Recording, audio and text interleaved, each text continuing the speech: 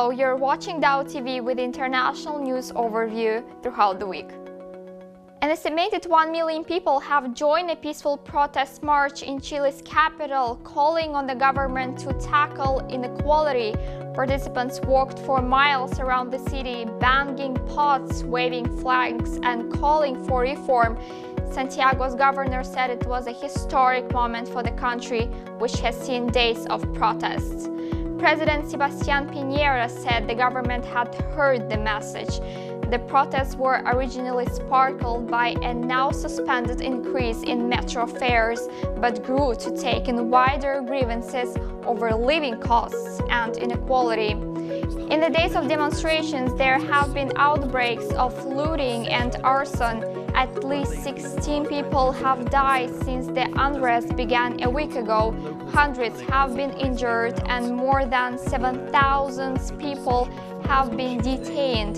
The president on Wednesday announced a package of reforms aimed at ending the protests, including increasing the basic pension and minimum wage. But this has done little to quell the unrest.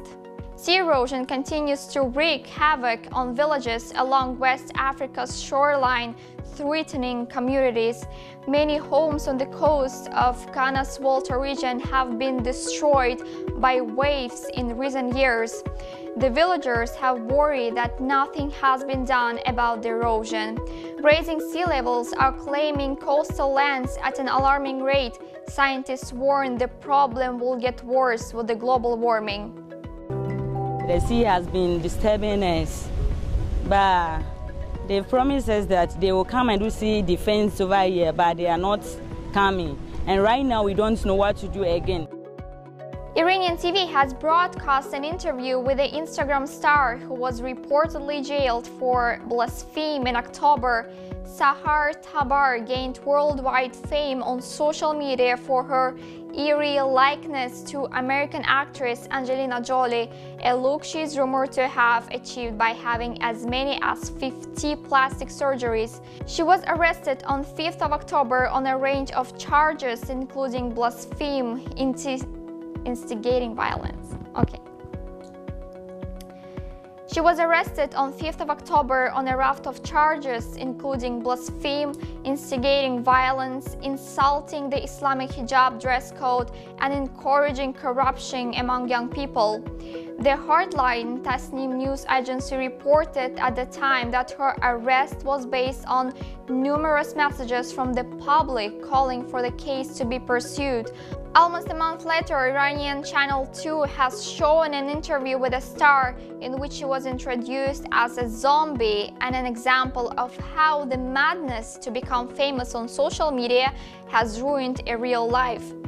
Showing her face blurred, the channel drew attention to the fact that she is the only child of a divorced couple.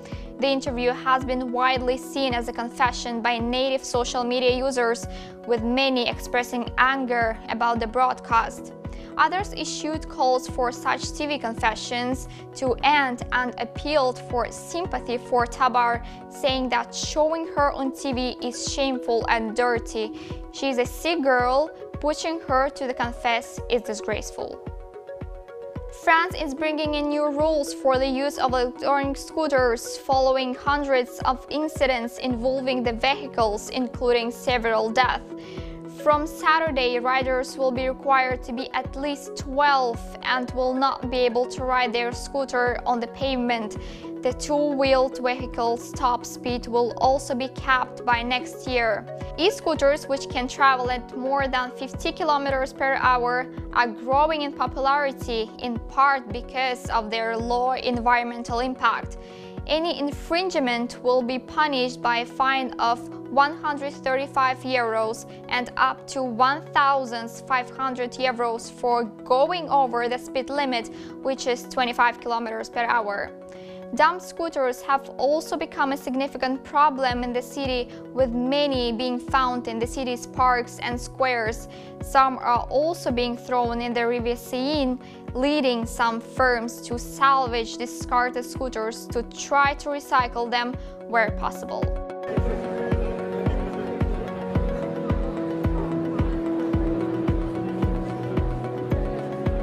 A newly discovered species of beetle has named after young climate activist Greta Thunberg. Niloptotes gretae bears little resemblance to its namesake. It is less than 1 millimeter long and has no wings or eyes. The insect does, however, have two long pigtail-like antennae.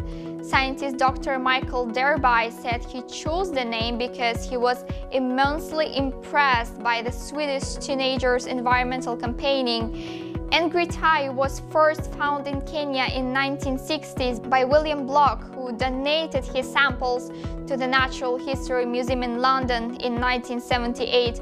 It has been since held in one of the museum's collections. Dr. Derby was studying this collection when he came across the then nameless species. By naming the beetle after Miss Thunberg, he said he wanted to acknowledge her outstanding contribution in raising awareness of environmental issues. He also added that it is so appropriate to name of the newest discoveries after someone who has worked so hard to champion the natural world and protect vulnerable species. Thanks for being with us. See you next week in the same place at the same time.